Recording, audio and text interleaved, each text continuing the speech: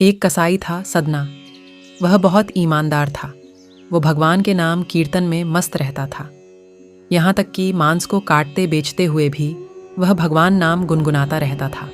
एक दिन वह अपनी ही धुन में कहीं जा रहा था कि उसके पैर से कोई पत्थर टकराया। वह रुक गया। उसने देखा एक काले रंग के गोल पत्थर से उसका पैर टकरा गया है। उसने वह पत्थर उठा लिया व जेब में रख लिया, यह सोचकर कि यह मांस तोलने के काम आएगा। वापस आकर उसने वह पत्थर मांस के वजन को तोलने के काम में लगाया। कुछ ही दिनों में उसने समझ लिया कि यह पत्थर कोई साधारण नहीं है। जितना वजन उसको तोलना होता, पत्थर उतने वजन का ही हो जाता है। धीरे धीरे यह बात फैलने लगी कि सदना कसाई के पास वजन करने वाला पत्थर है। वह जितना चाहता है पत्थर उतना ही तोल देता है। किसी को 1 किलो मांस देना होता तो तराजू में उस पत्थर को एक तरफ डालने पर दूसरी ओर 1 किलो का मांस ही तुलता। अगर किसी को 2 किलो चाहिए हो तो वह पत्थर 2 किलो के भार जितना भारी हो जाता। इस चमत्कार के कारण उसके यहाँ लोगों की भीड़ जुटने लगी। भीड़ जुटने के साथ ही सदना की दुकान की बिक्री बाराज गई। बात एक शुद्ध ब्राह्मण तक भी पहुंची। हालांकि वह ऐसी अशुद्ध जगह पर नहीं जाना चाहता थे जहां मांस कटता हो व बिकता हो, किंतु चमत्कारिक पत्थर को देखने की उत्सुकता उसे सदना की दुकान तक खींच लाई। दूर से खड़धा वह सदना कसाई को मीट तोलते देखने लगा। उसने देखा कि कैसे वह पत्थर हर प्रकार के वजन को बराबर तोल रहा था। ध्यान से देखने पर उसके शरीर के रोने खड्डे हो गए। बीद के छटने के बाद ब्राह्मण सदना कसाई के पास गया। ब्राह्मण को अपनी दुकान में आया देखकर सदना कसाई प्रसन्न भी हुआ और आश्चर्यचकित भी।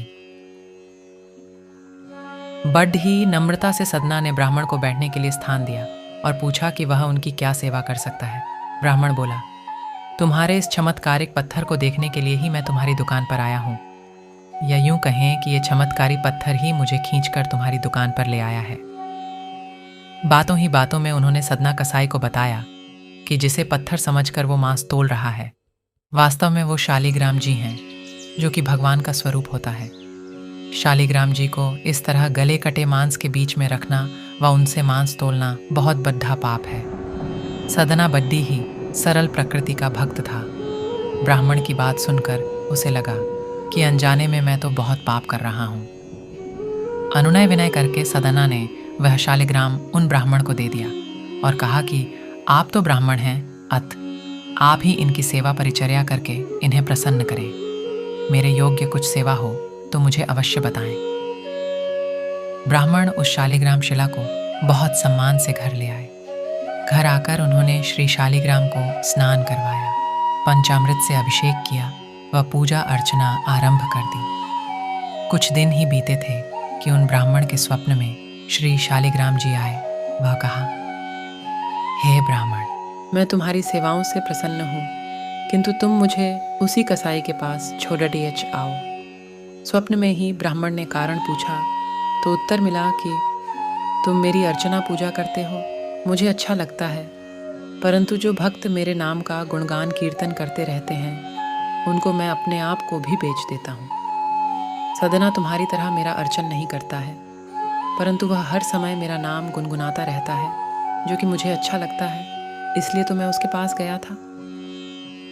ब्राह्मण अगले दिन ही सदना कसाई के पास गया। वह उनको प्रणाम करके सारी बात बताई। वह श्री शालिग्राम जी को उन्हें सौंप दिया। ब्राह्मण की बात सुनकर सदना कसाई की आंखों में आंसू आ गए। मन ही मन उन्होंने मांस बेचने खरीदने के कार्य को तिलांजलि देने की सोची और निश्चय किया कि यदि मेरे ठाकुर को कीर्तन पसंद है तो मैं अधिक से अधिक समय नाम कीर्तन ही करूँगा।